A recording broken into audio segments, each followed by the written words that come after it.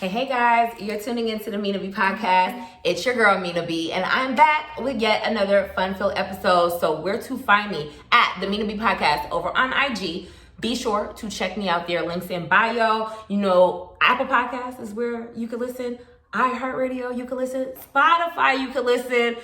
Anchor FM, you can listen. So all those places that you can listen to the show is in the link in my bio. For the YouTube, make sure to subscribe if you like that YouTube. Holla at me. Also, you on Apple Podcasts and you just happen to say, you know what, I really like her show. I really fuck with her show. Give me a 5-star rating. Let the girl know that you really fuck with the show and let other people know that this is where it's at. So anyway, that's all I got to say about that. Y'all know what time it is. If you're new here, all the links in my bio over on IG. So yeah, I have a dope guest with me today. My girl, Imana. So go ahead and tell them what you do. Well, my name is Imana. I do lash extensions, I teach lash classes, and I also sell products. So pretty much like my life is a lash. Yeah, I kind of went to college. I graduated from college in 2019, and I thought I was going to go into the medical field, and then I went to the medical field, and they wasn't trying to give me no money. Oh yeah. So I took the lash class like 5 years ago when I was in school. So I was doing it when I was in school the whole time, like as a side hustle. Then when I finished, and I saw they were trying to pay me like $100 a day, and I'm like, I can make that from one person. Yeah. So honestly, that's kind of where it started, and I actually didn't take it serious till the pandemic. And then once the pandemic started, I hated my job because everybody was getting unemployment, and I'm like, I gotta go to work still too. So what were you doing? What were you doing in the hospital? I was working for a chiropractor's office doing case management because my degree was a bachelor's of science in healthcare administration. So I could do I could pretty much run any type of mid-care healthcare practice. So I was doing like the billing, just too much. And I was working for a mid-sized practice, and a lot of times when you work for like mom and pop companies, you do everything for nothing. Yep. So it's like I didn't really. Were they affiliated with any hospital, or they were just solo? I think they were affiliated with like Northside. They got referrals and stuff from hospitals like that. But it was still a mom. It was him alone, and he wanted me to wear like different hats. Like he wanted me to do the marketing. He wanted me to do the therapy. Then he wanted me to do the case management. And then it's like I felt like I couldn't thrive in any area because it was and then the corporate jobs really didn't want to give me experience because. You just came out of school. So then it's like, it put me in a position where I can't even pay for anything. Like I had a boyfriend at the time and I lived with him, but my whole thing is who wants to not be able to pay for their own stuff? Like I felt like a bum, And then honestly, that's what inspired me to do my business. Cause I was like, I could at least make 500. My goal was so little at first. I could at least make like a couple hundred a day, and then from there it just kind of took off. I just betted on myself.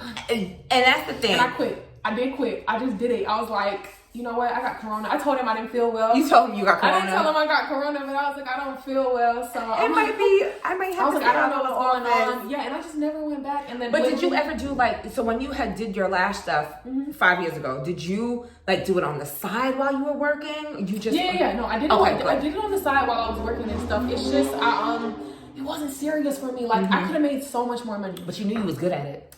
I know. The confidence didn't come till later because I just. Sometimes when you're at certain points in your life, you feel low. Like when you're a college student and you don't have any money and you don't have a car and then you don't have all these things, you don't really feel. It's hard to have a lot of confidence in things. Even if I'm really good, I was good at it, but I didn't feel like confident in myself. Period, because I felt like, what do I really have? Like I felt like I was trying to prove something by just being in school. Period. Girl. And I just felt I didn't even know. I was so confused and lost, girl. I probably was good at it, and I didn't see that. I didn't see me. But now I see me, but I didn't see me then. And I think I finally realized it's not about money. It's about, being happy with what you're doing. And it's about because, you see what you're doing now, like you're perfecting your craft and eventually your craft is going to take off. So I was so worried about the money instead of the craft.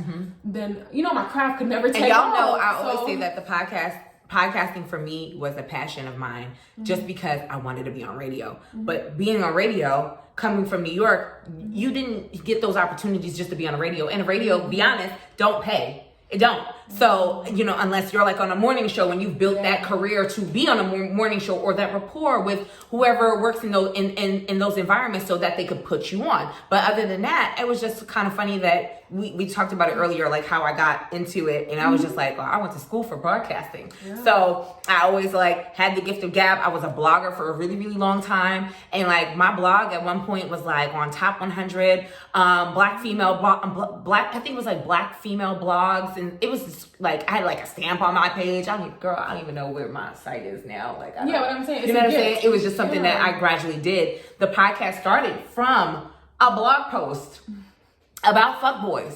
How to spot 10 ways to find a fuckboy, to know what a fuckboy is. And it spiraled. It just kept going. And I was just like, had I waited on anybody, had I just waited for my friends to do it with me and not had pushed myself to do it, I would have never did it. And then you post your stuff. No one's fucking with your content. No one's like it. It's like you really take a risk with it's everything. Like you just risk your face card. Like you just feel like crazy for even my YouTube. I'm like, my YouTube doesn't have a lot of subscribers, but you know what? The show's on YouTube, and I'm giving other people. Maybe somebody in Australia who never even thought to watch my shit is watching my shit. So that's how I look at it. Like, for sure, you push yourself to give yourself those opportunities, and it's so scary just to put yourself out there. It's very, very scary. We live in a world where everyone tries to make it seem perfect. Like we live in a picture social perfect. media. Yes, like, got it. But I'm not really like that. I don't really care to seem perfect or even look perfect. Like. I feel like I'm a human being, and that's how I live my life. Yeah, but a lot of people don't live their life like that. So I used to feel like I couldn't post content unless it was up to a certain standard, or I have to do, everything just had to be perfect, and it's never gonna be the perfect time. Like I be an ugly duckling on my fucking stories. Yes, I'm gonna give you all these cute pictures, but I be looking regular. You gotta be real. I mean, your average person isn't waking up like. You gotta be realistic and relatable as well. So I feel like the more, I don't know, I just took it easier on myself, and I was consistent. See, at your age, you're giving yourself grace, and I appreciate that. It took me a very long time to give myself grace. It's so hard to live in such a culture. Like, it's hard. But my whole thing is, this life is temporary. Ma'am. This life is not meant, like, we were born to, help people and, pray. And, we weren't born to, work and just feel all this pressure from that kind of stuff. So, every time I feel that, I feel like this is temporary, and I'm not going to kill myself for money. Right. Like, I would kill myself for the things money can't buy, like love. Like, I mean, not even kill myself, but I'll break my back to get those things. But, money, I'm not willing to put my soul in distress for no money. Yeah. So I know that's not your average person in today's society. Right, and it's so it's so funny that you say that, because as my listeners and viewers know, I come from this corporate background. I worked in hospital billing, and then I moved into HR and onboarding. So when I was doing that stuff, that environment drove me insane. Anxiety through the roof, all of that. When I tell you the past year, going into June would make it a year that I have not worked in corporate America. So I just, because of the pandemic, hey, it pushed me out, no problem. The pandemic did me good. It did me good too, baby. It did me great. It did me wonderful, okay? But it was just one of those things. I was just like, yo, you don't have to kill yourself for other people. Even my part-time job, I bartend, I don't kill myself for them niggas at all. Fuck out of here. I'm going to do the schedule, that this is my schedule, this is what I do. If I have extra to give, I will give. But that's because I may want extra.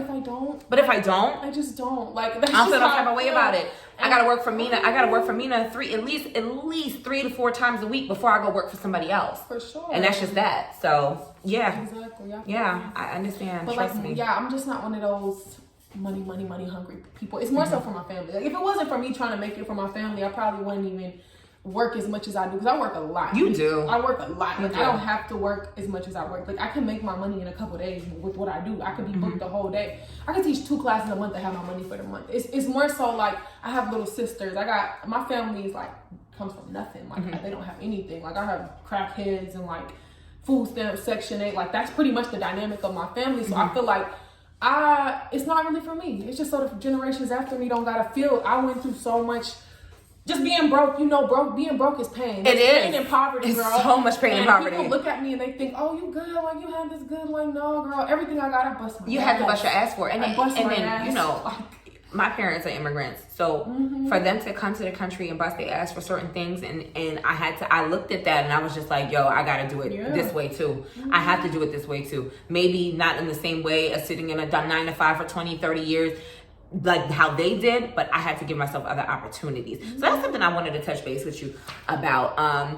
How do you feel about generational curses? Because you're talking about something really important. Yeah, you're talking about something very important. Yes. As an entrepreneur, a young entrepreneur, you've overcome so much, and you're still going through this business, and your business is picking the fuck up. Bitch, you're busy as fuck. Sis, I don't She's even busy. know. She's busy as fuck. So you're busy as hell, and did you ever think that you would have ever been working for yourself or just doing the things that you're doing right now? So you want me to answer the generational curses question first? So what, can you repeat it? So basically, just doing everything that you're doing right now, right? Mm-hmm. Did you think based on the generational curses, that you would been where you are now? Because you just said you just came out of working this 9 to 5 and then you took something and you ran with it. But see, I've always been a hustler though, because my mama couldn't buy me no shoes. My mama couldn't pay my phone bill when I was in high school. I don't get nothing. I didn't get everything. I couldn't go on those field trips because my mama ain't had $50. So if that don't let you know how broke she was broke for real. I've been working since I was 14, taking 2 buses and trains to go to work. I've been putting in work for it. And people think it's the profession you're in. No, I just been going hard. I've been busting my ass for a long time, and just for the basics. It's kind of like you start off in a hole when you come from poverty, because it's on top of it. You grow up I grew up without my dad. You feel me? I see my mom in abusive relationships, after abusive relationship. Yeah. So that's already messing up my mental health, because it's a lot for me, because I'm taking care of her kids. She has 5 kids. I'm helping her take care of her kids because she's in these abusive, she's not even there. She's checked out. So I don't have a mom or a dad. I mean, I have a mom. She's there. I love her to death. Don't get me wrong. My mom is my girl. That's my baby. I'll do anything for her, and we're good now. But just back then, it was just so toxic. You feel me? So me working was kind of an outlet. I had to go to work. I had to get my own money, because if I didn't, then I would just be broke just like her. And I always was I'd never be like my mom, because my mom was on food stamps, Section 8. She didn't have nothing, and niggas would always take stuff from her. They will always be dangle it over her head. If a dude bought her a car, they argue, they'll repossess it out her driveway. That Sweetie and Quavo stuff is not fake. It's not fake. I was 15, I was 14, and I woke up and I looked out the window and I'm like, Mom went to work on Saturday? Then I went to her room and I'm like, where your car, Mom? She's like, it's outside. Her ex-husband had took the damn car out her driveway because she didn't want to be with him. Men will try to leverage. They will control you with money. Especially if you're taking from them, and because you have to, they will leverage that. They will dangle that over your fucking head every time. Never in my life, and that's one thing that I think she kind of inspired the hustle, because I was never in my life will I let somebody play with me like that. Then even one of her husbands, he would take the battery out of her car. So he would leave for the day. She stuck there. She don't got no money for Uber. She just broke. And I felt wow. Yeah, I saw all that, and that kind of you don't forget stuff like that. No, you don't forget. No. Growing up and you seeing somebody treating your mom like she not shit, and then you just sitting there she can't do nothing. You feel me? So many situations like that happen where my mom was just she ain't had no money, so everybody treat my mom like shit. My mom not a bad person, but when you don't have money, everybody kind of treats you like a peon. Yeah. So, I don't know. I just worked since I was 14. Then I don't know, girl. I feel like I didn't have an option, because if I don't work, I will be homeless. Where am I going to go? Right. I don't have a backup plan. And I think when you don't have a backup plan, when you don't have nobody to fall on, I got to go get this shit. You got to go get it. So I knew I don't care what I do. I don't care if I'm I just know I got to at least make it for me. Mm-hmm. So that was just the minimum, but when you start thinking about your purpose and your legacy, if you can, I just felt when I started to really do my business, and then I made $500 in a day. I'm like, oh, that's a good 500 times 7. That's a good week. That's a good month. And then I just really started to see what I could do, how far I could go with it. Right. And then I started to see I could really make millions of dollars just really doing my business. So I've been putting in work for years, but it just was to different stuff. So I think hard work just pays off. It does. I never was and don't get me wrong, I definitely did, I'm not going to say I was a perfect person, because I definitely did stuff I wasn't supposed to do, but I think we all have. We all have gone down that road. So I'm not trying to make it seem like I didn't do nothing wrong, but one thing I can say is all my money I bust my ass for. I never been one of those girls. Don't get me wrong, if you passing it out, I'll take it from the dude. I'm going to take it from the dude. I'm going to take your money. We going to take your money. I ain't never been, I've always paid my own bills. Ain't none of that shit. I ain't fucking no nigga for no money. I do, because morally, you feel me? If I do that, if I'm intimate with someone, I have to want to do that. I can't do it for me. I told you, material things don't really do it for me. They don't do it. Because I grew up sleeping my mattress on the floor. You know what I mean? It doesn't impress me like that. Yeah. Even when I see guys I just see the little boy under all that stuff. You know what I'm saying? And I always say it don't matter what the age, you can always see the little boy in a man. Yeah, but even the girls, some girls too, I don't even judge you. I just feel empathy for you, because it could have went like that for me. Some people, when they don't have shit, they feel that's all they then they gotta start wearing chains. Yes, it's all they have. And I found myself working money, and then I realized money don't make you happy. It doesn't.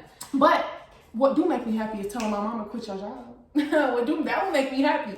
So like my mom, I could pay her what she gets paid at her job. I could afford to pay her that right now. You feel me? So hopefully like in the next year or two, I could just hire her and I could pay her, and that makes you happy. You know, so certain money don't make you happy, but it lets you do things that does make you happy. It affords you the opportunity to like buy my sister braces. She needed braces. No problem. I'll take you to get you need this. You know, because my dad wasn't there for me, you know, and her dad's not really there. Unfortunately, it be like that sometimes. So her dad's not there for her, and it's like her dad's a millionaire though. So he'll like dangle money over her head. Like if she doesn't do what he wants her to do, the same shit that he was doing to your mom. Yes, right. That's so dirty. He does it to her, but for me, I can't let it happen because I went out into the world looking for love. You feel me? A lot of people shitted on me because I didn't have no love. Like I didn't know what love felt like from a man. Yeah. I didn't know what a man showing up for me felt like. Like I literally had no love. I'm not even lying to you, girl. I had no love. Like, and people, you get fucked over. You get manipulated. You get tricked. So it's like, I don't want her to need niggas for nothing. Like if she don't have it's cool. I want her to know that even if the man, it hurts. And that's something that like I'm really happy. Like I always say, we talk about this on the show all the time. My daddy, I have some mommy daddy issues, but I'm going to therapy for it now. Me too, of course. Got those issues, and as long as you are cognizant of the things that have happened in your life and you're working on it, and you're working on it for yourself, for you, that's the best thing that you could do across the board. Because you're not only doing it for yourself, you're doing it for your future, you're doing it for your siblings, you're doing it for your future kids, you're doing it for your future spouse. You know what I'm saying? Just to get yourself right, your inner being right. So with my sis, I love my little sister, and I think that she's seen that hustle in me, and I just love that she goes to get it, and she don't need nobody to get it. You know what I'm saying? I had to learn the hard way, just because not even that. Like I always was hustling. I always was working. I always had a job in high school. I always had a job in college. I had 2 jobs in college and a fucking internship. I was busting my ass. But one thing I could say is that I think out of guilt, a lot of the time, my mom was always there. But out of guilt, like I think my dad would just do stuff because he knew that he wasn't there for a lot of other things. So if we was dying and we really, like if I'm dying and I really, really need something, I could call that man. You understand? But the hustler in me won't allow me to do it. And I kind of think that kind of rubbed on her too. Because she'll go get what she got to get, work her 2 jobs, bust her ass. Like she's in a fucking amazing program trying to get her master's right now. And I'm just like, oh my God, I'm so fucking proud. And I think it's because she had me. Because I'm like, yo, if niggas was just like, I didn't have that. My parents was going at it. They hated each other. They was going at it. My mom was working. My dad is working. My dad's, dealing with his alcoholism and his shit. And it took me years to realize, like, yo, they really were functioning separately. And I was a monkey in the middle. So when she came around, I shielded her from a lot of that because I didn't want her to have to deal with their bullshit. Yeah, for sure. You don't have to. You don't need to. That's why I'm here. That's not fair either to you. Like, you feel me? Of course, it's life and stuff. Life, but sometimes people think like if you have both of your parents, it's all good. Like, no, girl.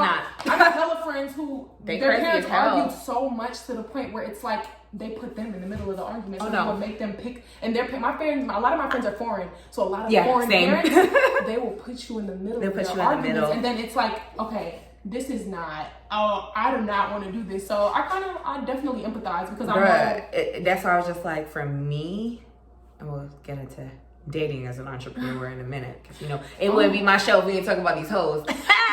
But I just think for me, I just kind of seen things that was going on with them, and I think that's probably why I'm so hard on men, because there's the generation of men that come after my father's generation and the generation thereafter. It's just like, yo, they're picking up the fucking traits and the weirdo shit from these niggas. So it's just like, girl, it's cyclical bullshit. It's like this is what's going on right now.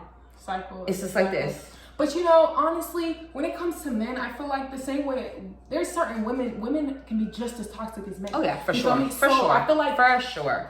It's not. I feel like the way it doesn't have to be a cycle. They have to some men choose to break the cycle, and I know they're out there. You feel me? That there are men that choose to break the cycle. I just feel like sometimes I like what I like, and I'm used to what I like. So I would probably talk to a dude that, ain't really breaking the cycle because it feels comfortable to me. But I know if I believe that there's men out there who break the cycle too. It's just they're the corny. They're the ones you don't like. They lame. They not. You feel me? But you know what? I'll say this because I was talking to an older dude, And he's one of the corny ones, but he's also one of the corny ones that hasn't dealt with trauma, hasn't dealt with his problems or his issues. And I think that's a lot of the time in our community, we tend to not want to go seek therapy or seek help or work the issues out. We just want to hop from woman to woman or marriage to girlfriend or like whatever the fuck it is, and thinking what is it, insanity? When you do insanity is when you're doing the same thing over and over again, looking for different results. You're not gonna get different results, bro. You're not. You're doing the same shit over and over again. So it's just one of those things. I'm like, bruh, it's cyclical drama and cyclical bullshit. And for me, again, in dealing with therapy, I'm like, this is where it gotta stop. It gotta stop with me. It gotta stop with me as far as my parents' relationships. It gotta stop with me as far as, these the niggas, but also on a professional front, just certain things in 9-to-5 culture and just dealing with certain things, putting yourself first.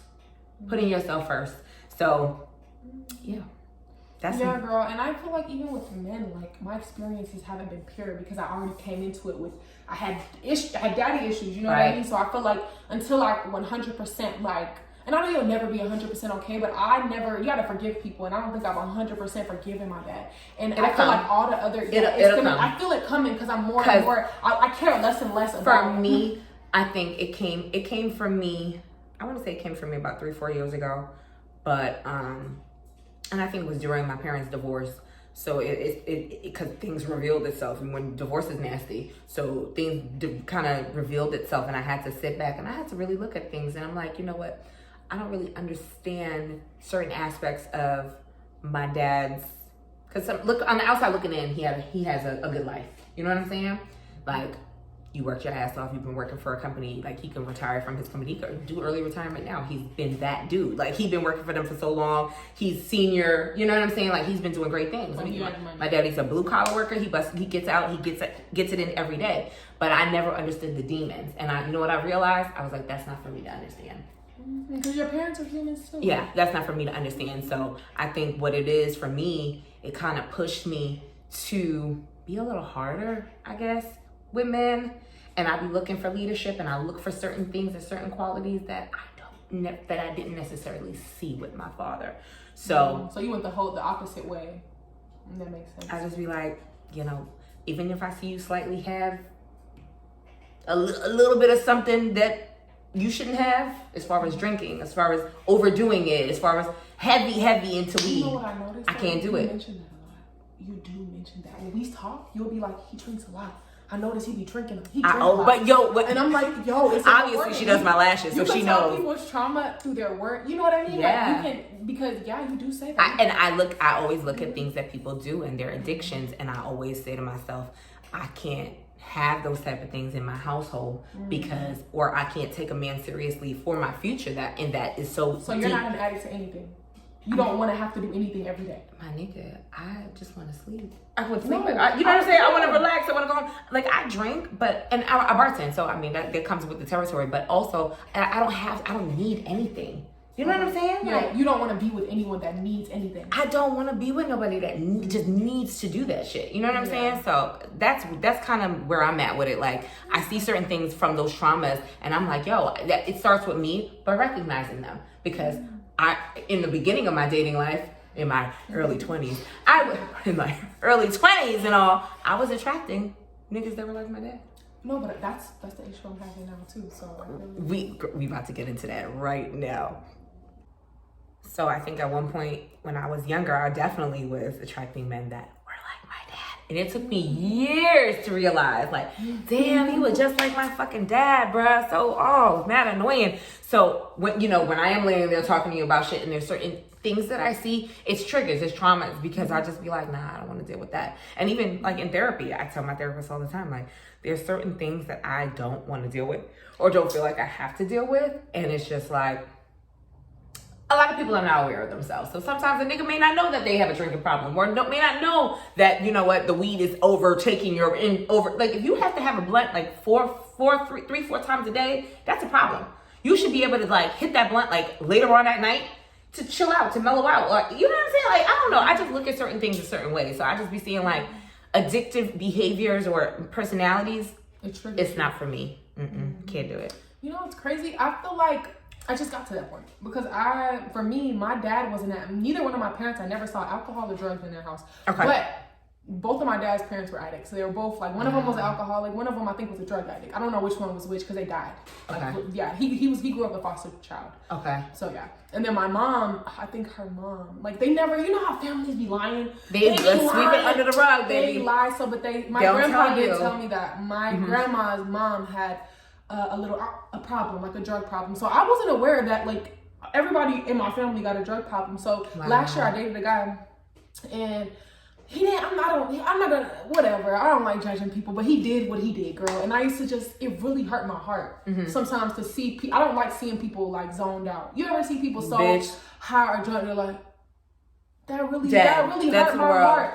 Yeah, and it would be like, you know, you're gonna smoke weed, you're gonna drink, and you're gonna do because my generation, they do perks, they do Xans. Yeah, it's pills. It's pills, yeah. It's not, and it's no judge. I'm not judging you, but it's almost like, it's like you're a zombie. Like you so hurt that you feel like you gotta be a zombie. You gotta be on a whole other so I didn't really realm. You can't even be in the present. I didn't realize it triggered me like that because I used to feel like after I stopped talking to him, I was like, I could never talk to another addict. Like not because he was low key like a functional addict. Yeah, but then and he probably didn't even know how bad it was for him. Yeah, he never realized. But I used to smoke like every day, so it's like I thought it wasn't. You know, I'm thinking, oh, you smoke I didn't think. You know, I just feel like I think if you smoke every day, like I don't know. Weed is supreme. Like I feel like you do what you do. You pop an edible. You smoke weed, THC, marijuana. That's fine. But I was doing it in a way that I feel like because weed isn't. You know, weed is not an upper. Weed is not. You're not gonna get up and do nothing. You're gonna relax. You're gonna calm down. You're gonna calm down. Exactly. So I felt like I needed it to calm down, and I don't want to need nothing. You know, we talked about that. I don't want to need, and that's another reason why I don't smoke a lot because I just feel like it will get to that point where you feel like I couldn't even eat. I can't do nothing without smoking. Smoking just heightened all my experiences, and I feel like it was because I just masked pain with smoking, if that makes sense. Yeah, and that's what a lot of people do. And I would numb. A lot of men do that more than even I feel like because he would do that too. So I don't know. I felt like an addict when I was with him, like because. You know, he would wake up and smoke, and I wouldn't want to smoke. I would be looking at him like, oh. The first thing that I do when I wake up is not smoke. So I feel like I went through that phase, and I went through the phase where I was married. I got married when I was 18. Tell me about that, because you mentioned that to me before, and I was like, you were so young. I was so young. Well, you know, I'm Muslim. It's cultural. But I did love him, you know, for sure. He was my high school sweetheart, but we broke up, you know, on and off. But was he a Muslim too? Okay. Because I technically couldn't marry anyone that's not Muslim because I'm Muslim. But I just want to be with someone who's Muslim because it makes it easier. Like, I don't have to explain, my values and my beliefs like to you because we just here. But yeah. So I got married when I was really young, girl. I don't know what to say about it because the whole experience feels. How long did y'all stay together? Cause we were 18, 21. So I think when I was 21, I left. Okay. But the first year we got married, I went off to college. Like I feel like I was bound for my relationship to fail based on the trauma I came into it with, and I was unaware of it. So I got married. I was like, he proposed to me on my 18th birthday. Do you think that I don't think he really. But I don't want to say that you weren't ready because weren't ready. At 18, you're not ready for anything. But you're not ready for anything. Did you feel like he was the one? Like, did you in the pit of your belly? Did you think, well, I just got out of high school and he's amazing and I love him? No, I didn't think he was the one. Like, I honestly, I loved him though. Don't get me wrong. Like, he was my first kiss. He was my first handhold. He was my first everything. You feel me? So he had a special place in my heart for a really long time. Yeah, I did love him, and he was funny. And if you're funny, we could just laugh. Yeah, like he's really funny. So yeah, that's really what it was. So. But I don't know what happened. Like I still probably would have been with him. I'm not gonna lie. If he didn't treat me the way he treated me, like I had to leave him. Like how did he treat you? It wasn't all bad. But when it got, because I hate people always say I make it seem like it wasn't all bad. Okay. But when it got to the point, it was like I went off to college, right? So I didn't want to go from living with my mom to living with a man. So I got my own place on campus, but I was still married to him. You know what I mean? I just said we could be married and I could just go on. We could just be like boyfriend and girlfriend, but just be married. We got married because of our religion. Yeah. Because of how we don't want to have sex before marriage. We want to do things the right way. Right. So okay, I get it. We're trying to live the right way. So yeah, so I'm like, we don't have to be all old. Like I could go off to college, and stay on campus. He stayed here. He was working and stuff. I don't know. I think that's when the distance kind of started, between us because he didn't really want me to go. And traditionally, we just got married and you gonna leave me. You feel me? Like, so I felt like I hurt him in that way. I didn't know at the time because I was so young, but you was looking at it like, nah, I need to go to school. I need to get this education. I just saw my mom. My mom got married right out of high school, 18, and she was pregnant.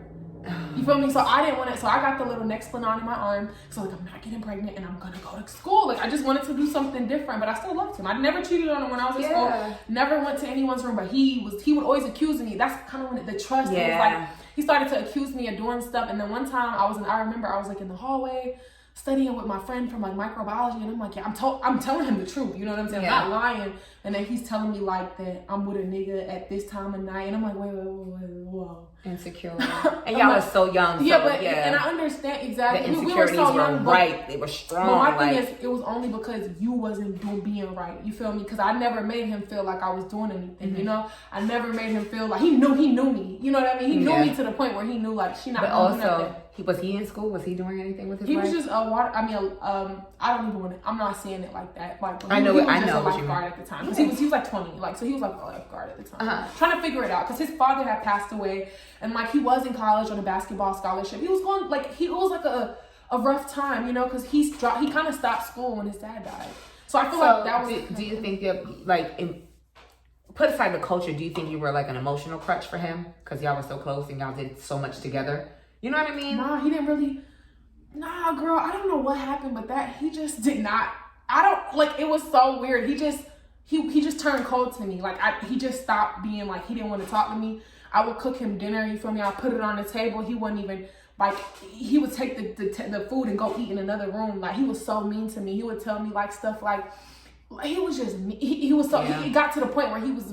I think he was hurt by something else that happened in his. I don't know. His life, because he was going through a lot. He was going through a lot. Yeah, he was going through a lot. And I think I put a lot of pressure on him as well because I was in school and I'm your wife. Like I'm not your girlfriend. So my 18-year-old, 19-year-old wife, she's killing it in the game. GPA popping. Yeah, like, but I felt like I'm saying me because I saw my mom is crazy as hell. So I thought that was like a lot of stuff that I did wasn't normal. You feel me? Like I'm going in on you. I'm like I didn't give mercy when mercy should have been given. But also you have to give yourself grace because you were that young. I was that young, but I'm saying like I was on he'd do one thing and I would just be like I was a nagger. I was on his ass, and I think you do have to take accountability for things you do to push people away. Yeah. Because I feel like it didn't just happen overnight. Like it was just so many little things that we couldn't, and he was just mean to me after that. Like he just would not, like, girl, he was so mean to me. And when you're Muslim, so what did you do? Gotta wait 4 periods to get divorced. You can't. We don't get married through legally. We get married through our religion. Like we'll go to the marriage. You know, okay. So you guys weren't married on paper. We weren't married legally. We were married through our religion. Oh, yeah. Because our parents wouldn't let us do that. They're like, y'all need to wait like 5 years and then y'all can get married on paper. But we got married through our religion. Okay. Yeah. Okay, so wait, it's really not that bad, y'all. No, it wasn't bad at all. Okay. I mean, I do still love him to this day. I wish him the best. Like, I hope he's happy. I hope he finds what he was looking for. I just feel like we were young. Yeah. And he did. No, and don't get me wrong. Like, my family, of course, they don't, you know, when somebody do you, they feel like he did me wrong. Nah. They more so see it as he did me wrong. I more so see it as like, he just projected what he was going through on me. And also, I feel like I wasn't. So it was that. It was cheating. I never cheated. Not me, but I never. Okay. I You was young. It's okay, friend. No, look, girl. I'm saying like so he cheated. I never caught him cheating, but I would find like, okay, our first honeymoon, like it was stuff that like broke me, like broke my heart, like stuff like that. So like for our first honeymoon, he left and went out of town with his brother to London, but he didn't take like, why wouldn't you take me with you? And I told him like months before, he's like, my brother needs me to go to London, and I'm like, but it's our first anniversary. Like you could tell he didn't care no more. You feel me? And I did. So I'm like. And I didn't do anything by that point. Like, we were still good at that point. Yeah. So I'm like, he made me get to the point where I was annoying and I was nagging because I'm like, so you really gonna He probably didn't even know he was doing that shit. Because niggas, especially when you're that young, niggas don't even know that. They're not even aware of what they're doing. You're really gonna leave me here on our first you could just buy me a ticket to go with you. He bought your ticket, buy my ticket. Right. So, like, it was that. So then when he really left me here, and he didn't take me with him, and he really, like, did that. So that already hurt my feelings like really bad. He treated me like I wasn't shit to you. His whole family went. His mom went. His brothers went. He left me here like at his mom's house because we lived with his mom at the time. So even off rip, my family was just like, they not fucking with him. They never really was fucking with him because they saw him for who he was, I guess. Off rip. Ain't that crazy how your family could just kind of see, like they know what the fuck time it is? Like they know what the fuck time it is. They're not about to play with you. Yeah, So that's really what happened. And then, okay, so that already happened. So months later, I break my phone. I'm using his Mac. All his messages. All the messages pop up on the MacBook. And I'm like, and I wasn't looking. Wallahi means I swear to God in Arabic. Like, I was not looking for nothing. And all his messages popped up. And it was a picture of a girl. And when he was in London, he was like, Imana better start acting right because I see him better. Like, to his friend. Or he said he like, had sex with the girl, said he took a little swim. He's pretty much inferring to his friend. Like, hey, I took a little swim in the pond. I fucked around on my wife. He had sex with the girl, and the nigga is laughing with the laughing face. He's like, but you married, bro, with the, like, so you embarrassing me. And these are people that I went to school with.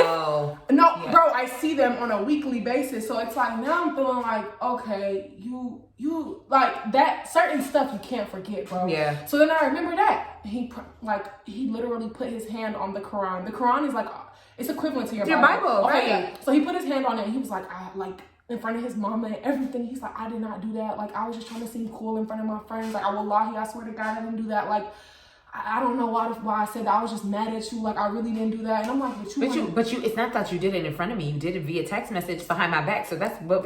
So how was you mad at me? What you was mad at me? Like, you wasn't getting back at me by telling it to your friends to be cool? Nah. Girl, so literally, okay, that was one. You feel me? So I'm already, like, it's I can't just, you feel me? You building up a case to where I don't give a fuck no more. Yeah. That's kind of how it was. So it was that. Then, all right, I'm cooking I'm getting up before you got to go to work to cook breakfast for you. I'm packing your lunch and I'm cooking dinner for you. I don't have to do that, but I'm just being like, I'm really trying to love you. You feel me? I'm planning date nights for us. Like I said, that's what I mean. But I feel like when I seen things were going wrong, I'm like, okay, let me try to do something like nice to fix it. Like, okay, one time I got a hotel. Damn. Mina, one time, because we're married.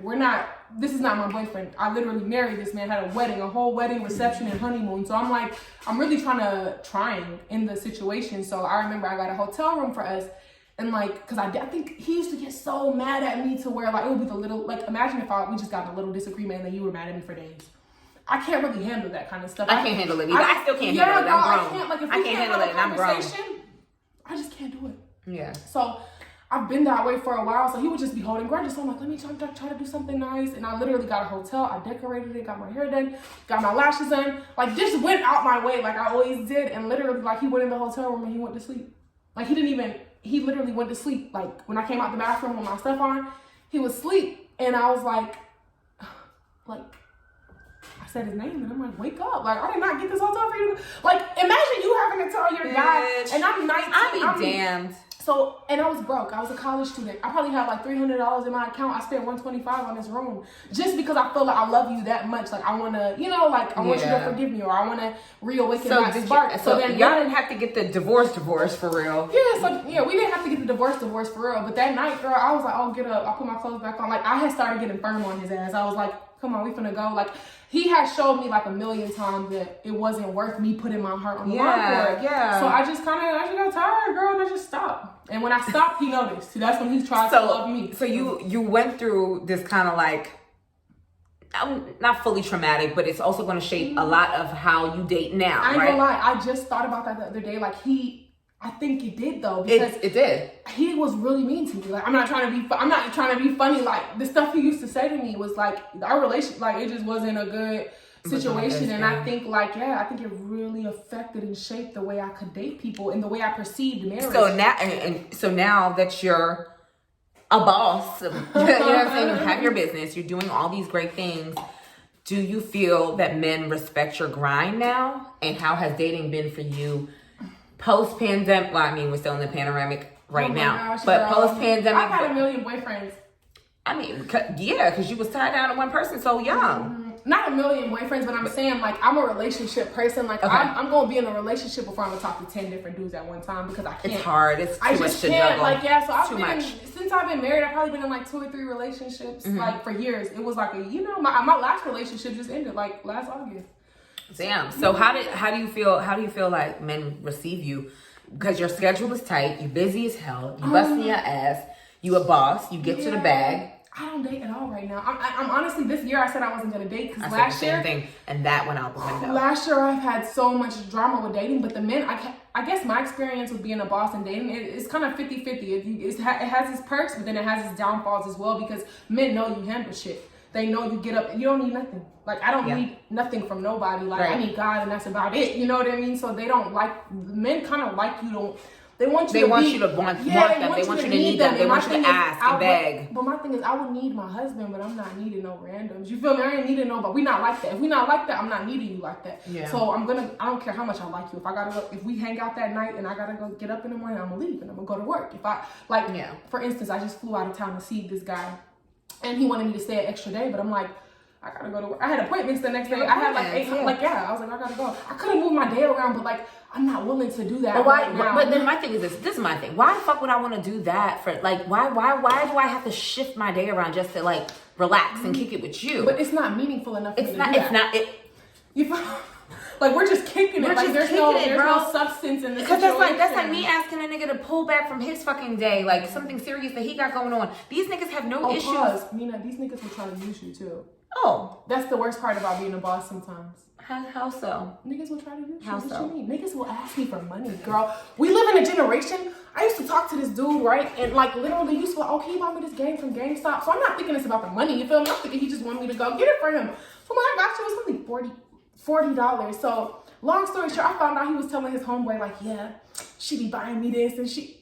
Nigga, it's a game from GameStop. You asked me to pick it up. But you buy me stuff all the time. Like, I didn't think... He was buying you stuff. He would buy me, like, we would buy each other stuff like that. He would take me to the mall, buy me shoes, buy me, like, little stuff. But I guess he was only doing that so I could start to spend my money on him. Like, one time he seen my bank account, and I had, like... Why did he see your bank account? I was laying down in my bed, and I was checking my account. Ever. I know, girl. But he seen my bank account, and he seen how much money was in my savings account. And he was like...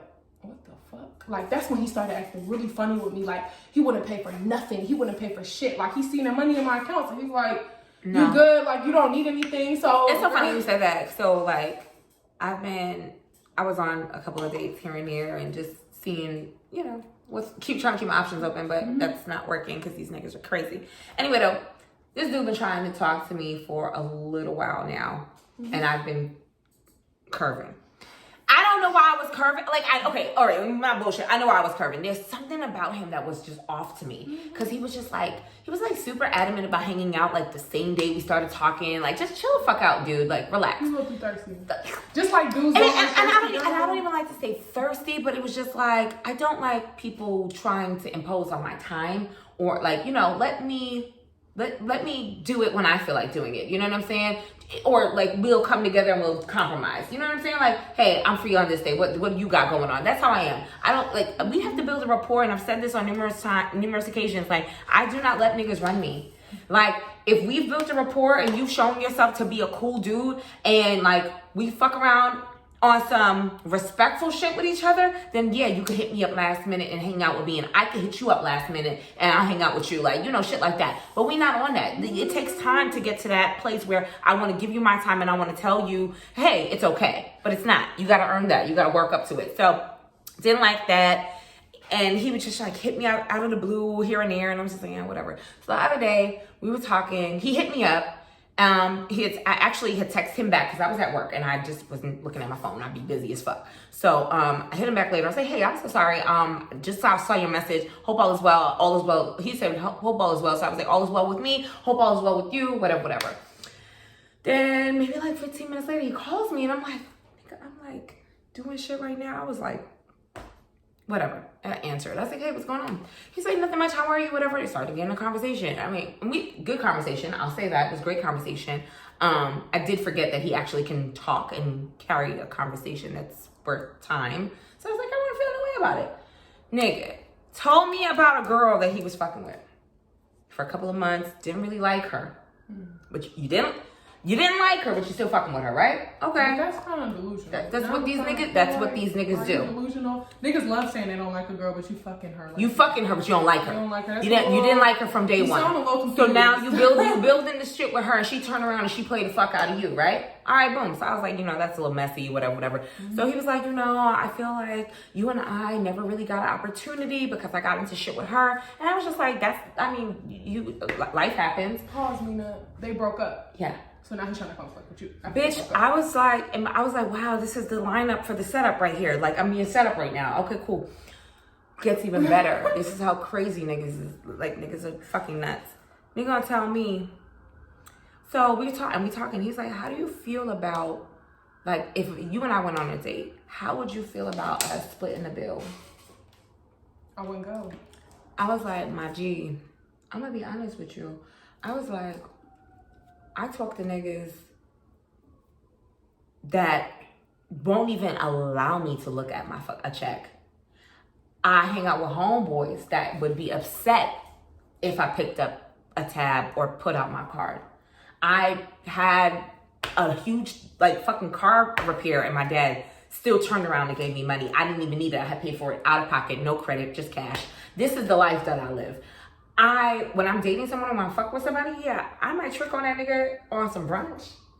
Mm-hmm. I'll pick up the brunch tab. You like snacks? And I used to talk to this dude. I used to leave all his favorite snacks in my cabinet. Stuff like that too. That's how I am. You know, when we're together, yeah, I trick on my nigga. When you my nigga, but that's what I'm saying. But you're not my man. You know what I'm saying? So you look at me. You look at my pictures on Instagram. You like, you know what I'm saying? You obviously think I'm sexy. You talk about how I look and all this other shit. So obviously you're attracted to me in a physical manner. And let's call it for what it is. The goal is to fuck with a girl, to get with the girl, date the girl, court the girl, fuck the girl. So at the end of the day, if those are your intentions for the long term, why the fuck would I be splitting the tab with you? I didn't say that though. I was a little bit more gracious than that. But of course, that's how I feel. But I'm just saying, bro, like, what do you think? I told him at the end of the day, I was like, and that's exactly what I said. I said, me and my homegirls, we spend a lot of money when we go out together. We have fun. We pop a bottle. We'll have a great time together. But at the end of the day, when I'm sitting in a room with a man, the men in my life don't allow me to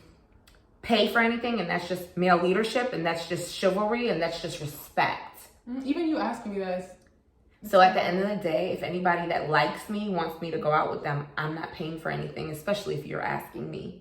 For sure. And then he said, okay, you know, I get it, whatever. And then he hit me again. And I literally legit, like, I ain't respond. But why would you ask me that? He lined me up because the girl, was taking money from him and doing shit for him. And you didn't like her. So that's your karma. You didn't like the girl. So she played him. Yeah. But I think he did like her. I don't know. You know what I'm saying? Niggas be lying. Like every nigga that's cheated on me with a girl that they didn't like her, quote unquote. You feel me? Like every dude that I've ever been with that has done something with it, they always say they didn't like her. They always be like, and I'm just crazy. Like, you just got out of some shit. What the fuck you trying to be up in my fucking face for? Because he wanted you to be a rebound. I'm good. I'm too fucking fly. I got my own shit going on. I'm like, y'all can't get the dust off my shoulder, nigga. I am not playing with y'all. Don't play with me. I'm not here for y'all at all. So yeah, after my last relationship, girl, I just needed a break. It was a lot. We were together for 3 years and he wanted to get married. Wow. But I had already been married.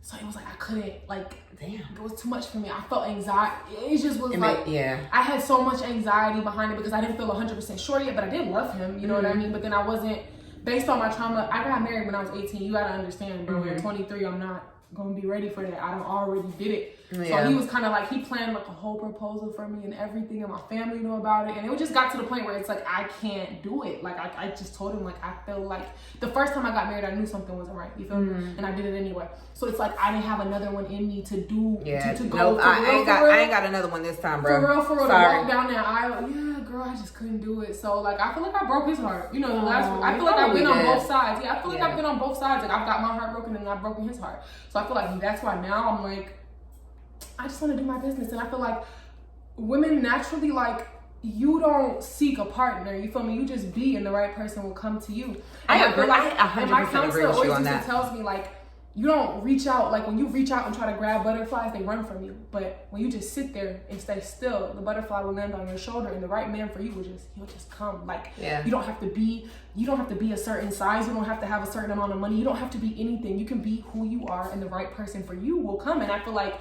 I've never really allowed that to happen. I know what I like, and I'll set it up so I get what I like. You feel me? I know. That's the thing for me. Like, I just feel like when it's right, it's right. When it's wrong, it's wrong. And then sometimes our intuition just be really ringing. It be telling you, like, spirit is telling you, your heart is telling you, the anxiety, the fact that you have anxiety alone is telling you that something is right or wrong. You know what I'm saying? So we tend not to listen to it. Yeah, but I couldn't, girl, I had to listen to it this time. I was not gonna marry. Yeah. I couldn't do it. Like, and my anxiety with him was more so he loved me like a dad loved me. Like, no. like he loved me like I didn't. Okay, when I was with him, I was like, you ever be with somebody when you're down bad? Like, I had just finished school, trying to buy a car. You feel me? Like he had a Tesla. He would let me drive his. You know, it was like he was the one in the relationship who was more established. He was 32 and I was 22.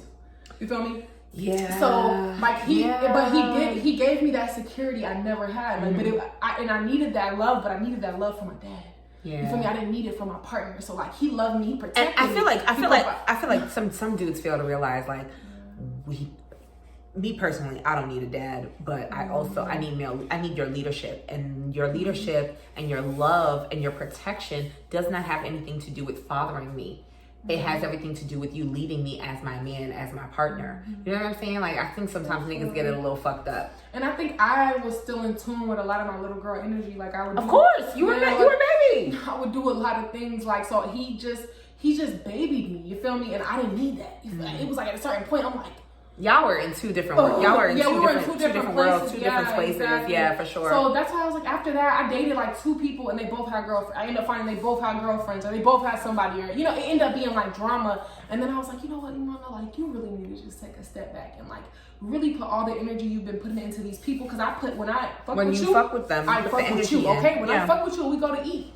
I'll buy your, like, even friends, like, I ain't that friend. Like, I look out for my people. Like, if you need, I don't care. You can be like, damn, I'm so tired. I will bring you some food. Like, if I love you, I love you. So when I'm in a relationship, that's kind of how I am. I just show up and I'm just, my heart is like, I'll give you anything. You're so pure. So with that being said, I can't really, I'm not a city girl. Like, I'm not taking your money. Like, you know what I mean? I'm just not like I'm not going to take your money, but I'm going to take the date. And if you do want to give me a cash app, I will take it. No, don't get me wrong. See, I'm going to take some stuff, but I'm saying, like, you know how it's like completely savage mode? Like, nah, I'm not interested. That's not me. Like, and that's the thing. There's no need to. When you get to the bag and you got something going on for yourself, or you don't have to be. You know what I'm saying? You don't have to. And I don't want to let the way men are affect me, because I know it's someone out there who's equally yoked to me. So that's why I said I put all the money, like, girl, even the money, like, because if I love you, like I said, I don't pay for skydiving for niggas. But I mean, I'm telling you, like, if I'm with you, it's your birthday, we gonna do some shit. It just don't matter. So yeah, so I started investing all that money into my product line. Good for you. So I came out with my product line last year, and then I started investing all the money into getting venues for my classes and like just marketing, like just doing graphic design, and doing the things that you need to do for yourself. I moved to a salon suite, and because I was working from home, it was like $800 a month on top of my rent. So I'm like, I ain't got no time. I made myself so busy to where now I ain't got no time, and he'll call, and if I feel like it, I'll go. But if I don't feel like it, I ain't gonna go. And he's like, oh, you must be dealing with somebody else, and I'd be like, my business, I can't afford to let nobody affect my peace of mind like that. It's crazy when niggas think you can't just choose you. Like, no, and that's the thing. Like, in a recent situation, I had to. Granted, I've told myself that I want to keep my options open, because that's something I have such a hard time doing. My listeners know. Because you're a relationship person too? I like what I like, and when I like what I like, I want to stick with that person. I believe in energy, and I don't believe in mixing energies and giving somebody all this, you know what I'm saying? So I feel like now it's just like, when somebody wants to hang out and their energy is right, I feel like I should be able to just do it and not feel away because I'm talking to somebody or I've been seeing somebody. You feel loyalty to people when you shouldn't. For no fucking reason. Yeah. No, but I don't have that problem. Just to be, I ain't gonna cap. Like, I mean, I'm not gonna lie. I used to do that, but so I'm learning. My finger's empty. Leave me alone. Bro, leave me alone. I need a fill-in. But anyway. And honestly, like, you don't pay my bill. Like, you don't pay my bills. Like, bro, I get up every day and get this for myself. That's okay. You know what I'm saying? Like, I work for me. I have a side hustle, and then I'm working on these other things that I just want to see come off the ground. So I don't have time to like deal with certain nonsense. You know what I'm saying? And I feel like okay, like man will sit there and like you or want to fuck with you and really want to take it to the next level with you, but hold back or looking at what they niggas is doing or want to be running the streets or whatever. So there's no, they're expecting a loyalty, and when you don't reciprocate, or when you don't give them that loyalty, or you kind of pull your time back, or you starting to see them for who they are, they get mad about it. And it's like, no, don't be mad. Just understand that I'm gonna be loyal to myself. There's certain aspects and certain things that are not working for me. You want me to be loyal to you, and you have nothing to offer to me. But that's Atlanta. let's just wrap it up. Atlanta dudes want to go. They want you to be at home and they want you to be faithful to them, but they want to go. And this is not all dudes. This is not everybody. But it's your average, your nightlife guy, your average, guy that's active in Atlanta. Because I do feel like it's a certain type of guy in Atlanta. Yeah, they do. The dude I was just talking to, girl, he got a whole situation, like a whole family, low key. And he would tell me like, I will hit you. If I ever see you with a dude, it's a problem. But you got somebody else, and I'm telling you, I'm gonna have, as long as you have somebody else, I would never only talk to you. Yeah, it's not about nothing. And that's why I kind of cut him. Even I kind of don't want to talk to nobody that's lying about, between two people who grown as hell. We're grown. And then I started getting messages. Girls are texting me because you gonna be mad if your nigga fucking with me. You feel me? Because I'm on my shit. I'm pretty. Like I'm not trying to say you feel me? She gets to the bag. She cute. And I'm really a good person and I'm cool. So it's not like he went and got a thought. You feel me? Or went and got a bag. And it's not my fault because I didn't know about you. But typically girls, they'll shoot at you. Nowadays, girls coming at they gonna come at you and then go back with their man like you the one who came in between it. Right. Even though their man is the one lying. And that's the thing. And that's the thing. A lot of the times it's just like there's certain situations and certain things that I see and I'm just like, you know what? And it's like same thing I talked about in the last episode, the groupie episode, and the simp episode is like groupies are simple as fuck. And I think that there's so many different variations of groupie shit going on that they just can't fathom that a nigga really want to fuck with you because he want to fuck with you. Like the girls have called me all types. Just the other day, the girl hit me up. Cause I guess she think I'm like, girl, I don't care about him. She was like, I know you're crying because he's over. Girl. Who's crying about what? No, just to be honest, I'm not trying to be mean, but like, I don't care about no nigga that much, like, to be crying. But what, because she thinks you still fucking with him? So she's still on? No, she's pretty much like, we would do money stuff together sometimes. Like, we would make money together sometimes. So I guess she was looking through his phone, you feel me? Mind you, like, y'all relationship can't be going good if you look. You feel me? You already look at and me and him. I be blocking him, girl. I be blocking him. I be telling him don't call me. He'll call me from a different. Like I be blocking him. So yeah, she just hit me up. I guess she hit me up and was just sending me all this stuff, screenshots of our messages, like old messages of ours, and she was saying like, you're just calling me all types of stuff, and I'm like, I think that's flabbergasting that women like really don't see how manipulative men could be because men play on the emotional spot that you have in your heart for them. Of course, because women, genetically, women have more emotion. That's why we're nurtured. Like we have the kids, not the man, because we have those nurturing. We have that ability. It's my a lot. counselor even like she told me the specific like hormone that we have more of than men. And it's like, so men, once you like open yourself up to a man, he knows you have that soft spot for him. Yeah. So if he lies to you, you believe him. And I'm telling you, the minute you open up to a nigga and you let them even know that you care, you have a soft spot for them, or you're willing to cut off all your hoes. That's the minute, like, that's what I'm saying. So that's kind of what happened. Like the guy, like we have been friends for so long, and I would just believe him. But my thing is, I didn't care.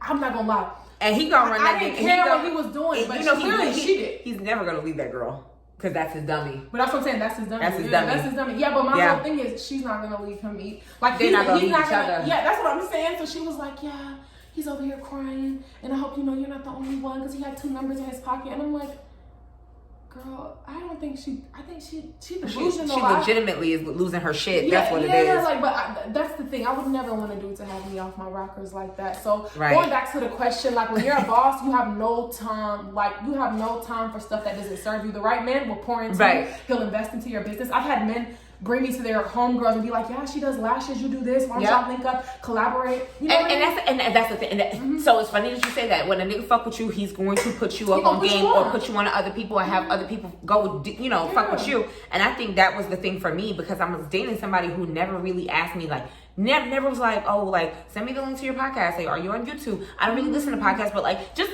try to support me in any type of way. Anytime any dude that likes me or fucks with me finds out about my show, they subscribe, they look, they watch, or even if they don't watch or whatever, like they just fucking support me. Like I had a dude like last year never wanted to support me because he thought I was talking about him. I said, nigga, my show is so vast and the topics are so like we talk about everything, lifestyle, dating, relationships. I talk about a lot of women's issues. Last year alone with all the shit that was happening, Black Lives Matter, nigga, I was talking about politics the whole fucking, like, there was 5 consecutive episodes where I'm talking about politics and talking about racial tension. So at the end of the day, like, you clearly don't know the kind of bitch I am and don't know how much I give it up on all levels. It don't have nothing to do with you. But no matter what, Mina, if someone supports you, they support you. I don't have to agree with everything you say to subscribe to you. Right, and that's the thing. Didn't subscribe, didn't do nothing, but wanted to know what the name. He said, I will never forget this shit. What's the name of your show? What's the name of my show? That's crazy. What's the name of my show? Like, nigga, you that delusional? Get the fuck out of here. But see, honestly, I was like, yeah, that was one of the ones. So like I said, like, if somebody, like, I always see that support. So when I am dealing with somebody, I don't see the support, or I don't see that they, like, fuck with me. It's just like a lustful thing, or it's just like, oh, you so pretty, you so sexy, da da da. I'd be like, yeah, that's the worst. Oh my God. And you know, 80% of niggas coming to you like that. That's a red flag. I'm sorry, that's a red flag, nigga. Like, I need you to show some interest in what the fuck I got going on, just like I show interest in what you got going on. You know what I'm saying? And I feel like for me and the line of business that I am, it just doesn't, like, I mean, like, it just, yeah. It's either you fuck with me or you don't fuck with me. Sure. And you cannot be, it's no in the middle. Yeah, and that's... It's no in the middle. And I'm not mad. I'm not mad. Like, I just only want to fuck with me. Even... No, for with real. homegirls, too. Like, with bitches, too. I've had to, like, you know what I'm saying, take a step back from a lot of my friendships too. Since my business has taken off, because they don't respect me. They don't respect Yeah. my time. They don't... Yeah. You see very clearly, like, who really is rocking with you when you start to go up. And it's like... You know, support is free. Certain things are free, and I've had to, so if it's for men or female, you know what I mean? If it's not, it's all love, but you would not be in my life if we're not pouring into each other. I agree. Absolutely. Even now, like, okay, for instance, you get your lashes done by me, you feel me? So, like, yeah, I was tired today. Maybe I wanted to cancel, but I knew, I promised you I was going to come. You feel me, Mina?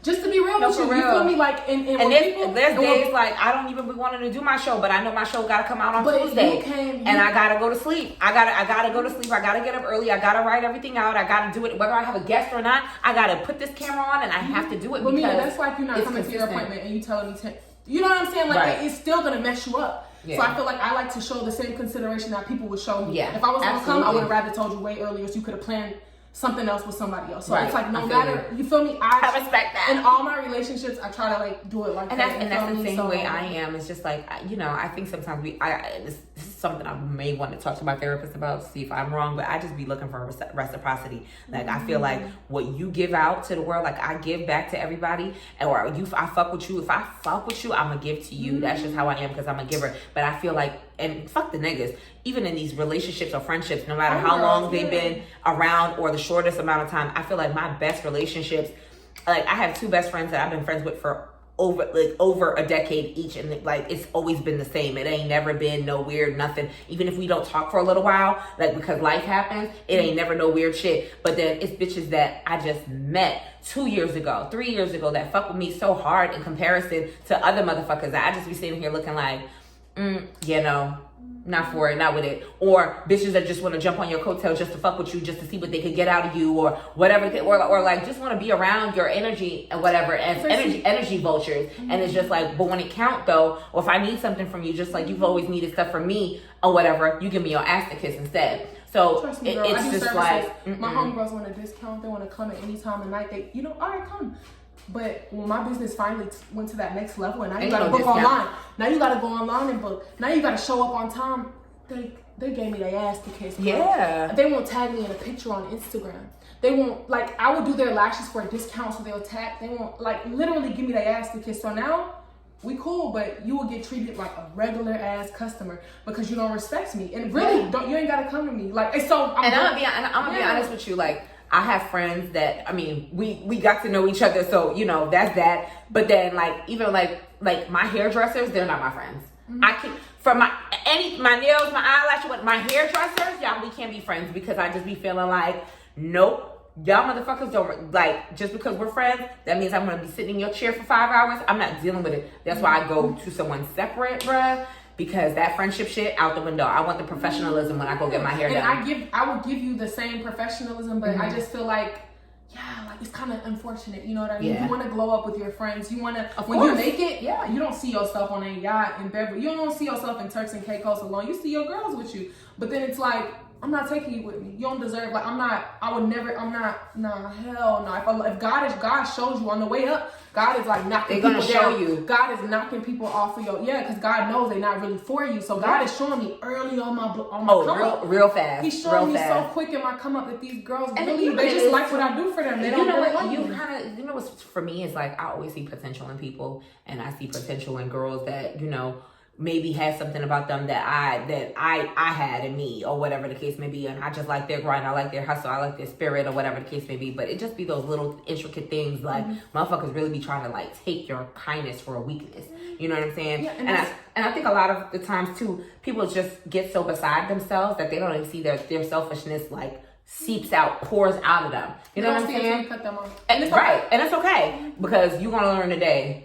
And it's not even learning. I think the crazy part too, when you're not mad, like when you be like, it's cool, I'm just choosing to not have you. You feel me? Please don't DM me for no appointments ever again. Always go to my bio. Please, if you're 15 minutes late, your appointment will be canceled. Like it's all love. If you're a no call, no show, you will get charged a no call, no show fee. Next time you do that, I'm just letting you know that will happen. So now it's just a boundary, and you can't cross that boundary. And I'm sorry, you made it like that, not me. Not me. So you know what I mean? And it's even, I'm gonna say it nice, nasty, nice. You know what I'm saying? Nasty. So real quick. So like, there's a lot of women empowerment groups, right, in classes. And it's a lot of online stuff now because we're still in the panoramic. And back in those, I'm going to say like about a year before the pandemic, there was a lot of like empowerment brunches and mentorship programs and stuff like that. How do you feel about those? Like, especially because you do classes and you put out a lot of energy for your classes. How do you feel about the empowerment movement, so to speak? Because I feel like you do it from a genuine place. And I see a lot of shit that's just not genuine, especially on IG. Girl, first of all, how do you feel about that? I mean, of course, there's the mean girls. You know, you have the mean girls who make it seem like legit what I call them. But it's the mean much girls. like the little, if you're not in that group, if you don't look a certain way, if you're not, you know what I'm saying? It's a little group. But for me, I definitely am all for women empowerment, because I feel like young girls need some hope. You feel me? So I like to inspire them. I like to just give them some type of hope that you can make it too. And you can make it without, you feel me, selling your soul. Because in this generation, they make it seem like you got to do the most to get a dollar. You know what I'm saying? You don't have to do all that to make no money. You could literally make the same money lawyers and doctors make by doing some lashes or eyebrows, girl. You don't gotta sell your soul. You don't gotta stay with a man who be beat. You know what I mean? Like, it's just more so I'm giving you the opportunity, for one, to start your own business. For two, I give you a vendors list so you can make your own product line. So yeah, like I genuinely I like young girls though. Like I love helping, like, you know, like maybe 14 to 18, because they're really impressionable. Like you can really save them from a lot of bad decisions in their early 20s. You know what I mean? But I just love women, period. I'm a woman. You're a girl's girl. But don't get me wrong. Girls, I've had weird experiences with girls. Like girls typically people don't be liking me like that all the time, for real. Like I don't know why, but people don't always like me like that. So girls, I feel like when girls feel intimidated by you, they don't like you for some reason. Yeah. And it's so funny. It'd be the hard ones, the ones that's so hard up that don't like you. And that's the shit that's so funny, is just that, because that's where I see the little girl in bitches. The little girl in you is dying for a friend, dying for somebody to have your back, dying for somebody to really fuck with you the long way. And it's just like, you know why nobody don't want to fuck with you? Is because your attitude, the way you coming off or whatever. Like, you can't be a girl's girl. You can't just be cool. I don't like girls who be like, I don't like girls. You know, you ever meet a girl who's like, I'm not, that means you're not in tune, because you're a girl, babe. Like, you gotta be in tune with that feminine energy. Like, you're a woman. This is my thing. This is my thing too. It's just like, I've seen a lot of the empowerment groups even before the pandemic and the brunches and stuff like that. And I saw that the shit was really, really cliquey.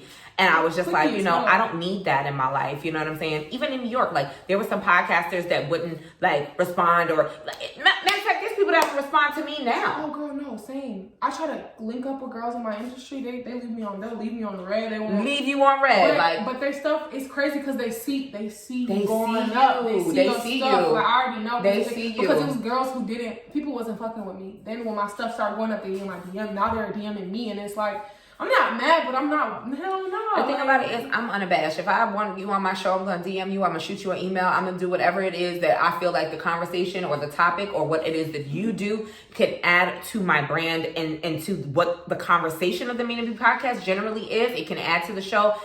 I'm going to reach out to you. And that's just I don't give a fuck how important you think you are. But you know, that's kind of tricking the algorithms to Instagram. You're supposed to DM like new people and stuff like that. So I don't feel like there's anything wrong with it. But you have to know Atlanta is a cliquey place. Atlanta has an in crowd, and if you're not in that in crowd, But it's funny. It's funny because there's a little bit of that here in Atlanta, but I felt like it was more so happening in New York. Like here, I kind of expect some of that shit, but then it's like 50-50 for me here. I expect some of it for some people, and I'm like, fuck it, I'll shoot my shot. But then everybody else has been so receptive and so like dope, you know what I'm saying? Like it's been a really dope community. So I'm just like, but you know, New York people are meaner than down south. It just be like, bruh, like you do the same shit I do, sis. You do it at your house too, sis. Relax.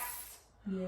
Pipe down, boo boo. You like, fuck out of here. And then you see the motherfuckers that never really pay you no attention, don't really fuck with your shit, but will copy your shit verbatim. I'm glad that I am. No, I've seen that. I'm glad that I'm very much so, you know, somebody that you can replicate, and that I've, you know, given you some life, because I'm happy I could do that for you. No, I've noticed that a lot. I'm happy I could do that for you. I was just saying that to my homegirl. I was like, I be seeing like some lash girls I follow, they'll make a post like identical to some, and I'm like, okay, no, that's not cool. Like you could have made it a little bit yours. You could have made it a different, like design, a different font, a different color. You literally use the same exact thing, and it's okay. I know that's social media. You know what I'm saying? That's how it is. But I just feel or they send the screenshot to the graphics person and was like, hey, I want it just like this. But because I'm a woman's woman, I feel like it's money for everybody. And your money doesn't affect my money. And that's why I feel like that's why God constantly blesses me, because I don't really be worried about nothing. And I just see the shit in passing. And I just, like I said, I don't care about clicks. I don't care about views or whatever. Like I had someone give me an audit of my show. It was just like, oh, you need to change your podcast name. Nobody knows you. And I was just like, nobody knows me. Okay. Cool. What does your name have to do with people knowing you? Because it's not catchy. It's not a niche. And I was just like, bitch, I'm the niche. I'm the niche because I'm a host. My goal, and I didn't explain that to her because I didn't feel she deserved to even know what the fucking goal was from here on out. But the goal for the show was more eventually they're going to know who Mina B is. And that's on period. That's just what it's gonna and that's on period. So it's just like, it was just one of those things where I was just like, that was cute. You just tried me to buy your little shitty ass course. And that's fine. There's going to be a bunch of people that's going to do that. I pay for consultations. I don't, you know, I give people their time. If you give me your time, I'm going to give you money for your time or whatever the case may be. So I'm always trying to learn on how to expand on my craft and how to work on myself in so many different areas. So I pay for those things. So I was just like, okay, no problem. Appreciate you. No, like whatever. There were some things I could take, and there was other things I wasn't going to take because I was just like, bitch, that was just like, it was just one of those things to shit on somebody just so that they could fuck with what you have going on. Yeah, but sometimes people don't see your vision. That's just what it is. Straight up. Because I remember my auntie when I got my logo like 4 or 5 years ago. She was like, that's not cute. Like she's telling me what to do, but I'm telling you, I like it. Yeah. I still like my logo. I like your logo. I know, but people would try to, everything that I've ever done, people I was looking at the bottle. I was like, it's a fucking lash. Girl, that's the whole point. But everything I've done, people have made me try to make me feel like I'm stupid. Every time I do what I know is best for me, I go up. Every time I try to listen to someone else, it don't work out for me. It goes down. So it's like with my business, yes, I can take marketing advice. I can take strategic advice as far as like, okay, you need your SEO to be this way. But as far as like what I who I'm trying to reach, I know. You know what I mean? I know what I like, and I like my name. I like Beauty by Mana, even though they don't know. Maybe everyone doesn't know who Mana is, but they will. You feel me? But it's Beauty by Mana. So at the end of the day, it was like, it's beauty. So what is it? Makeup? Is it lashes? What is it exactly? Like, and that's the thing. A curious motherfucker gonna go look. And I made it beauty so it wasn't so general to like lashes, because I want to do eventually, like, I just want to sell everything. You know, I just want to be like a beauty guru. I mean, you got the lash wash and stuff like that. You could just jump into some skincare. I literally have everything for lashes, girl. I sell every product I use. Like, I sell the lash trays, I sell the glue, I sell the stuff. I saw that. So if legitimately, if somebody wants to do lashes for themselves by themselves, they can go to her page and get the actual equipment and utilize it. I sell like strip lashes for the girls who don't want to wear lash extensions, and then I sell lash extensions, tweezers. I sell everything for beginner lash artists to succeed, because that's kind of my demographic right now. I teach beginner classes. So like if I teach 2 classes a month, sell 15 seats in each class, like all those girls gonna have to come to me to get their supplies. So the more classes you keep teaching, it's just like more and more people are gonna come to you. But It's only for like, I only tell my girls to come to me until they have 20 clients. I give them a vendors list. Like, it's not like I'm trying to trap them forever. Yeah, like, no. I just don't want them to go spend their money before they make their money back from the class, because that's kind of like not good. You gotta start them off a little bit. Like you invest right. $450, you make Right. that $450 back, and then with that $450, you go and buy your bed, you buy this. But it's like, you're not just supposed to go out here spending bands and bands. Like, that's not really, most people don't have bands to spare. Just to be honest, like, your average person is living paycheck to paycheck. Yeah, right? every day. So every week. It's like, I kind of look at, I don't try to, because sometimes when you be up, you feel like everybody's up, you know, but no, they're not. They're not. They wouldn't be in your class if they was just, you feel me? So it's like, yeah, like I really try to give them the supplies for their first 20 customers, so they'll be good. So they'll be good, and they'll make their money back, and then they can go spend money on their product line. So yeah, they're like my customer for a little bit, and then they'll go away. But they kind of, I always have a relationship with them, because they feel like they could feel that I really wanted to help them. Like, they feel the genuineness, because I'd be like, if you need me, just call me. No, for real. And I respect that. Mm-hmm. So with all that you do, managing your appointments and teaching your classes, that has to be taxing, because you're booked and busy. You're like, your books are like this, sis. I'm leaving to Houston Thursday night. Okay. I have appointments all day Thursday. I'm working Wednesday. I'm working tomorrow. Like, and I'm teaching the class. What time do you leave? What time do you leave on Thursday? My last appointment's at 6. My flight's at 9:30. Okay. So then I'm gonna hop on that flight. I got a one-on-one class Friday. I'm teaching 15 people Saturday. I'm coming back to Atlanta. Got a one-on-one class Monday. Got a group class, 15 people that Friday. Then I got a class that Saturday and that Sunday. You feel me? You feel me? So it's like what I want to ask is, what do you do for self-care? What do you do for self-care? I'll take a trip. You know what I'm saying? But this is like not little money. You feel me? At $450 times 20, that ain't no little bit of money.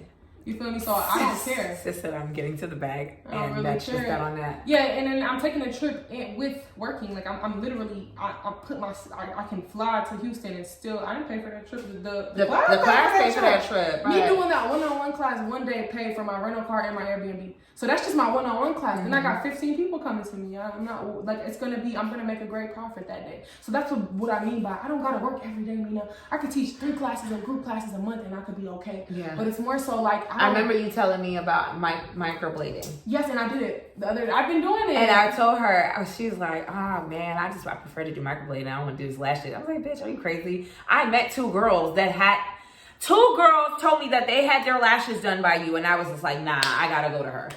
Really? Yeah. A Miracle? It was a Miracle and Kelsey? Yeah.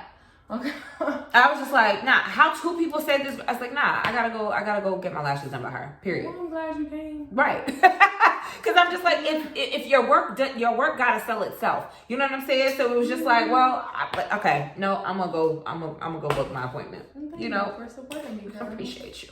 My lashes be looking. Yeah, and I feel like it's not lashes, it's more so I give people confidence. It's not like your average girl, like when she wakes up, she be feeling like she need to do a little something to pick herself up. But the lashes, when you wake up, bitch, you don't gotta do nothing but clean that shit, wash that shit, brush that shit out, and keep pushing. Yeah, you can feel, because you really are that bitch. You need to be in that energy, like you are her. And a lot of times, like, women don't feel like that unless they look beautiful. Yeah, so me, I'll be feeling like when I wake up, I'm that bitch. Like, I'll be feeling like I'm in that energy. So whether I have lashes on or not, I still feel like I'm her. But sometimes a lot of girls don't. So I like giving them that extra boost of confidence, even if they do have it. So they want to look better. They want to look better than what they already look like. I agree, girl. Well, you doing it, and I just feel like we always have great conversation. I was just like, you know what? I'm gonna get her to come on this fucking show and give people a little life and get a little peek into what it is that you do as a young entrepreneur, a budding entrepreneur, and you got so much to give and so much to offer, and you're giving back. You know, it's crazy. I be feeling like that, but I still feel like I could do more sometimes. You know I get it. Because my definition of giving, they're paying me and I'm giving them something for sure. But I also feel like I'm gonna be honest with you. My class is affordable. Your class is affordable first and foremost, but you're giving a little bit more than a lot of motherfuckers is giving off of those expensive ass classes, because they're not. I don't think that they're getting all the supplies and all the things that they necessarily need to succeed in the first, like you said, 20 clients. My class was $500, and I learned how to do classic lashes. I didn't even learn, and my class was like, I think it was like 12 to 5. So it was the same amount, and I'm giving them like triple what I get, and I teach them my tricks and skills. So I know my class is worth it, because you gotta pay, like, this shit not free to talk to me just to get hours of my time. Like, I put 5 years in for this. You know what I Yeah. mean? Like, you gotta pay to talk to me. That's just how it is now. But I still want it to be affordable. You know what I mean? I still want it to be for your average girl, like, that doesn't have money like that. Because I know I could come up with $5 million. You know, like, you gotta have a little hustle in you to come up with it. I agree. Mm-hmm. But then when you come to me, you're in good hands. Like, I'm not going, as long as you're willing to put in the work, you're in good hands. A lot of people are not willing to put in the work, Mina. They want to come to my class and they think, like, I'm making money. I'm making 6 figures. Like, you think 6 figures is easy? Like, you think it's easy to make? That shit is not easy. That shit ain't easy. Like, girl, I seen a girl doing her lashes when I walked in your suite, and I was looking. I was like, she got patience, bitch. I ain't got it. But that's what I'm saying. I ain't got it. I don't have it. I ain't got it for beauty. I ain't even got it for hair. Yeah, that's why I got somebody to do everything. I ain't got it. That's what I'm saying. So sometimes people take my class and they realize it wasn't for them. It wasn't for them. So it's like, yeah, you gotta, because you have to. This is you playing with somebody's eyeball. You got to make sure this shit is together. But I don't really feel. I just feel like nothing is always ever gonna feel like it's all for you. You're gonna have days where you wake up and you're gonna feel like this shit is not for me. I've had days when I'm doing lashes like, I hate this, I don't want to do this, it's not my work, isn't getting better. But then you'll have a day, a week, you just don't give up, you don't quit. And I think that's a piece. And a lot of the millennial generation, they want microwave results. Microwave results every time. Like, I promise you, it's gonna come. Like, you gotta feel like that. You gotta really put in the work. And a lot of girls my age, they don't. They feel like it's supposed to come. They be mad at me. They'll take my class and be mad at me because they're not practicing. So, like, for instance, one girl hit me up, she gonna say that she doesn't know how to do her fans. And I'm like, well, have you been, the class was a month ago. So I'm like, okay, babe, you've been practicing for 2 hours a day. Like, I give them, like, stuff to do. And she's like, no, I haven't had time. Well, how did you expect? Did you think you were just no, gonna how can I help you, babe? Like, how can I? But that's the thing. Folks don't know. Like, she was like, she got a baby. I'm like, babe, your baby goes. I don't care. You have an hour. You watch TV. You better put them lashes on your hand and make them fans. Like, you gotta want it bad more than sleep. You gotta want it more than, you feel me? You do. This is your craft. You're not just gonna get it in one day. Like, and I just feel like it's through those hours that you spend every day for weeks that becomes years. That becomes months. That becomes like, oh, she's seasoned. She knows what she's doing. So my thing is, they don't want to put in the work. If that was me, I would at least be trying to do it at least once a day. And then whatever I did, I would keep it, tape it to a paper just to see how better I got by every week. Yeah, people just be wanting us to change their situation like that. They want to come to my class and then the next week they want to be making hella money, and it's like, it really don't work. It don't work that way. You gotta build your clientele, but you also gotta fuck with people that maybe want to lay in your bed. Because I had a homegirl, I ain't gonna hold you. I had a homegirl that said she was learning how to do it, and she had just learned how to do it, and she had me lay down, and I was gonna try it. And she was digging me in my eye, bro. Like, digging my line, like, with the tweezer. And I was like, hey, can we stop? She's like, sure. I was like, take this off of me. She took it off. I was like, yo, love you to death, but you have to learn how to be gentle. You cannot be pricking people in their eyeball. I know you just started, but you got maybe however they do it. I don't know nothing about this last stuff, but I was like, you gotta learn, like, practice another way, and then practice on being gentle and ask questions on how it feels and if the person is comfortable, because it's not gonna work. That's it. Customer service 101, especially when you're dealing with skin and lashes and these materials. No, ma'am. And my thing is, you just gotta, my thing is, trying to rush the process. You can ask people, yeah, because I always ask. Even me, I've been doing lashes for 5 years. You always ask if I'm comfortable. And I can put the tape down in a way where it's not comfortable for you. So I do always ask, but that becomes with confidence. You know what I mean? Because a lot of new lash artists feel like they fucking up. Yeah. They feel like they messing up. They feel anxiety, like, for real. So it's like, I don't serious. Now I don't feel anxiety, so I'm more comfortable. Right. Like, if I make a mistake, I know it's not the end of the world. I'll be okay. If they make a mistake, they feel like, they be feeling like they're gonna quit doing lashes. I swear to God. So it's like, girl, if you stab somebody, just don't do it again. Like, acknowledge what you did and then ask them, is this okay? You good? Yes, like, you can't just stab somebody and just keep going. Yeah. You know what I mean? You gotta say, like, I'm sorry, are you okay? Like, what, so I think... Because shit happens, for sure. Shit happens for sure, and you're a human being. And barbers, it never messed up somebody's hairline, your hairstyle never burnt your ear. Like, stop lying. Everybody who gets services then got nipped before. So you better, I think people don't like when you ignore the nip. Versus just acknowledge the nip and let's move forward. Mm-hmm. So, to wrap up our episode, I always ask a question. So, what legacy would you like to leave behind with all that you're doing now and what you see for yourself going forward? Honestly, My legacy is more like charity that I could do. Like, I want to have like, I have to do something to give back. So like, whether it be a well, like make a well that people could just get water from for free, or whether it be like, I feel like I'm gonna have, of course I feel like I'm gonna be a multi-millionaire. I'm gonna have hella businesses. I'm gonna have my beauty business. I'm gonna have real estate. I'm gonna just have a lot of money. I already know that, but I feel like what I feel like my legacy is how I help people on this earth, like how I impacted people. You know what I mean? It's not really about the money. Is more so my family ain't gotta worry. They can just they can literally go do what their dreams are to do. They don't have to come into poverty. But legacy more so, I want to give back a lot. Like I want to help.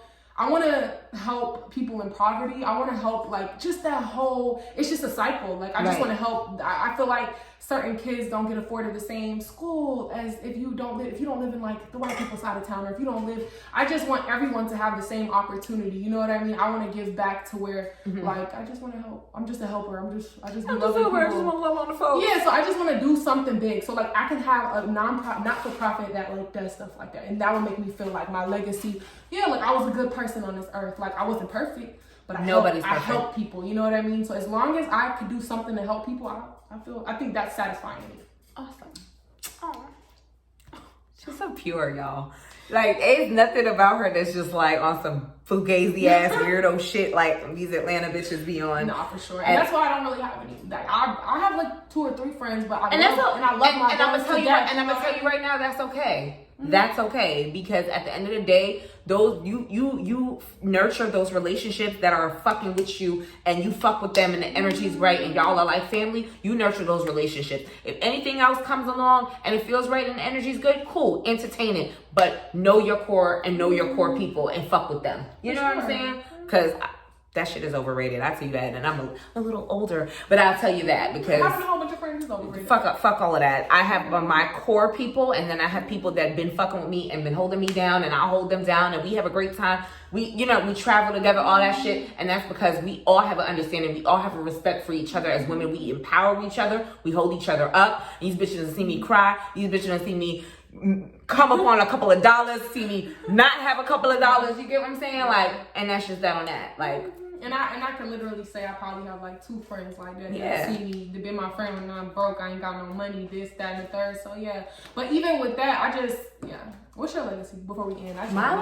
What do you want to leave behind? Like what I want to leave behind, I want to help women understand their value and understand that they have options. And I'm not talking about dating options. I'm talking about options to build business, options to go after that dream, whether it's a podcast, whether it's a book that they want to write, whether it's becoming a writer. I'm actually doing an episode with a writer friend of mine tomorrow, coming out and just being on top. You know what I'm saying? And when I talk about empowerment and when I talk about fucking with women, I fuck with women on another level because of the abuse that I've seen in my life.